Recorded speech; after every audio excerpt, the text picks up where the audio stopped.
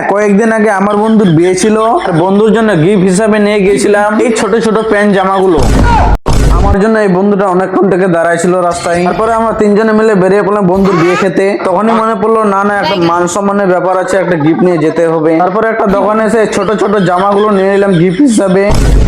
তারপরে বাইকে বসে প্রায় রাতের অন্ধকার দেখতে দেখতে 10-15 মিনিট জারি করতে করতে আমরা পৌঁছে গেলাম বিয়ে বাড়ি। এখানে এসে শুনতে পারি বন্ধুর বিয়ে না, বন্ধুর বোনের বিয়ে হচ্ছে। যাই হোক, সেটা বড় ব্যাপার না, আমি বিরিয়ানি খেতে পেলেই হলো। তারপরে এক পা দু পা হাঁটতে হাঁটতে চলে গেলাম ওদের বাড়িতে। আসতে না আসতে দেখি বন্ধুর এত বড় মেয়ে হয়ে গেছে।